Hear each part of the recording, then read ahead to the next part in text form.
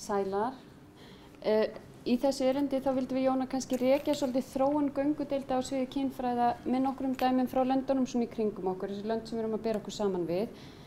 Og þar hefur þróun göngudeilda verið sem sagt alltaf samferða pólitískri umræðu kynheilbrigði sem part af lýðheilsu og svo vinnu sem sagt samtaka kynheilbrigði sem hafa barist fyrir því að það verði bætt þjónusta.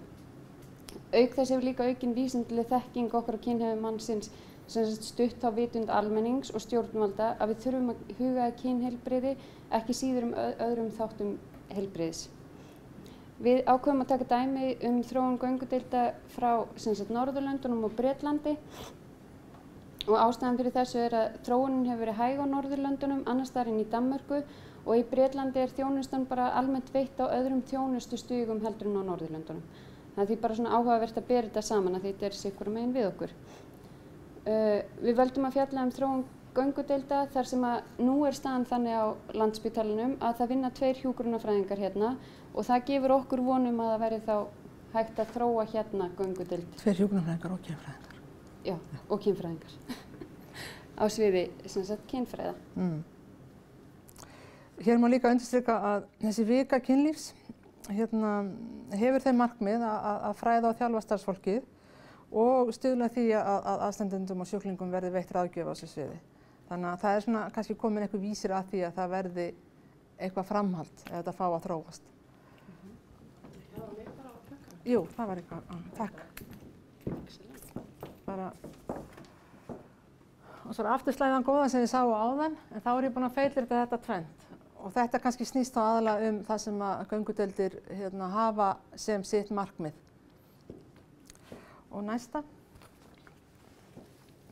Ef við tökum Danmörku, þá eru þar í landi nú starfandi 4 göngudeildir, sexológisk kliník, sem allar eru reknar af hinu opinbera.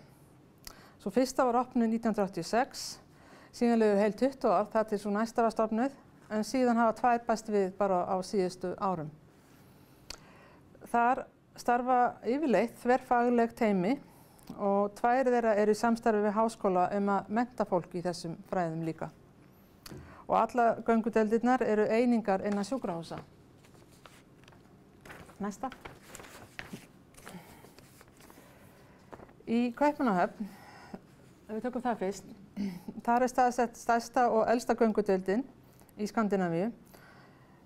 Hún var opnuð 86 eins og sagði áðan og er eining innan geðsviðs Ríkisspítalans í Kaupmannahöfn. Og þessari göngudeild var komið á fót í kjölfar pólitískra umræðu skort og þjónustu fyrir fólk sem glímdi við kynlífsvanda á þeim tíma.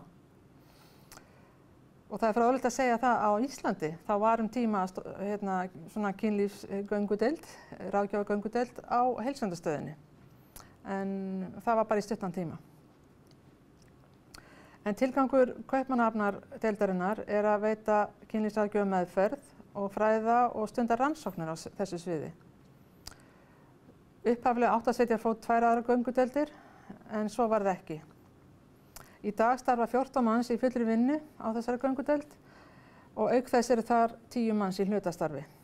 Og starfshópurinn samanstendur af læknum, sálfræðingum, hjúkrunarfræðingum og meðferðaraðilum öðrum en sálfræðingum og skrifstofufólki.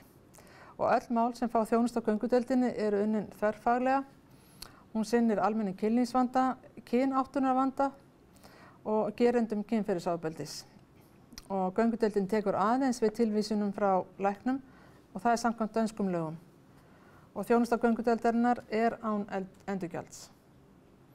Og ef við förum til Randers í Jótlandi, það stóð til þegar göngudeildin var opnuð í Kaupmannahöfn að fleiri slíka deildir myndu opna innan skamms.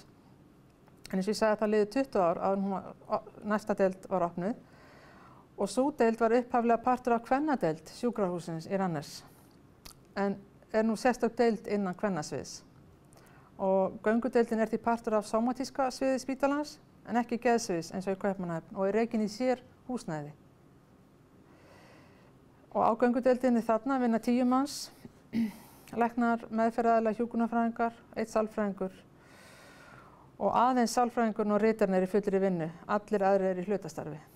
Og þjónustan er líka veitt án endurgjalds og aftur þar tilvísin frá læknum samkvæmt löggjöfinni. Og fjöldi þeirra sem hefur leitað á göngudeildina, sem var opnuð 2006, hefur tvöfaldast ár frá ári síðan deildin var opnuð. Og Hróarskelda, sú göngudeild var opnuð 15. október 2011 í þessu, af því að umdæmið í Sjálandi, þeim þótti það of dýrt að senda alla sína skjólstæðinga með kynlífsvanda til Kaupmannahafnar, þar sem kostnaðurinn féll hvort þeir á Sjáland. Og þarna eru ráðnir 3 læknar, 2 sérfræðingar í heimilislækningum og 1 geðlæknir og þeir eru allir með sérhæfingu í kynfræði. Og þeir sinna spítalanum í Hróarskeldu og sinna öllum spítalanum. Og göngudeildin er í samstarfi við aðra sjúkrahúsdeildir, bæði einlægnadeildir og göngudeildir og eins stofnanir utan spítalans. Þangað er vísað þeim sem hafa flóknari kynlífsvanda og búa á þess upptökusvæði á Sjálandi.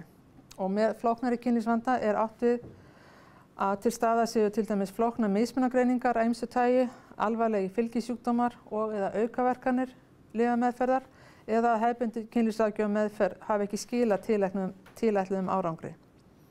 Einnig er tekið við málum þar sem skjólstæðingar eru sérstakri áhættu á að þróa með sér kynlífsvanda, svo sem vegna hreyfihömlunar eða kynlífsvandi í tengslu við kynferðislegt ofbeldi. Og á þessari göngudeild er gert ráð fyrir að allir sem koma þangað sé vísað þangað, það sé búið að ljúka allri uppvinnslu, bæði vegna líkamlegra vandamála og að geðheilsan sé orðið nokkuð stabíl. Þó að það stakk mér svolítið í augum þegar ég las þetta að þeir segja komið með flókna vandan en verið samt með stabíla geðræna einstaklinga. Það sló mig svolítið, er þetta ekki mótsögn? En það sem að þeir eiga við er til dæmis að viðkomandi sé ekki með ómeðhöndlaða átröskun og sé búin að ljúka meðferð vegna áfengis- eða vímuefnavanda og hafi haldið sér þurrum í minnsta kosti 3 mánuði og sýni ekki af sér alvarlega árásarhneigð sem útiloka þá vissa gerðir andfélagslegrar persónulegra röskunar. Og einnig gert ráð fyrir sjúklingur sem mótverið og tilbúin til samstarf, þá hugsa ég, hvers vegna segja þér þessi erfið mál? En þeir hafa samt gefið út leiðbeiningar hvaða málum sé helst að vísa til sín og sjálfsagt bara þá að virða það. Og síðan í Álaborg, það var núna á síðasta ári í september, opnuð 4. göngudeildin. Það er allt starfsfólk líka heilbrigðismenntað og með viðurkennda framhaldsmenntun í kynfræði samkvæmt námstöðlum samtaka norrænna kynfræðifélaga. Og þessi göngudeild, hún sameinar bæði sómatík og geð, þar sem var farin sú leið að bæði þessi svið, sjúkrahúsin í Álaborg, myndi reka saman þessa göngudeild. Og á sama tíma býður háskólinn upp á mastersnám í þessum fræðum. Og núna, meira segja, var verið að stofna svona rannsóknarsetur og það var bara að gerast núna, það verið opnun í næstu viku. Ég er dauðöfundsjúk, mér langar að flytja til Danmerkur. Það er svo mikið að gerast þar, það var gaman. Og ég bara, óska þeim til hamingju með það. Göngudeildin í Álaborg, hún býður upp á kynlífsráðgjöf fyrir pör og einstaklinga eldri en 18 ára með almennan kynlífsvanda og einnig krafist tilvísunar frá lækni.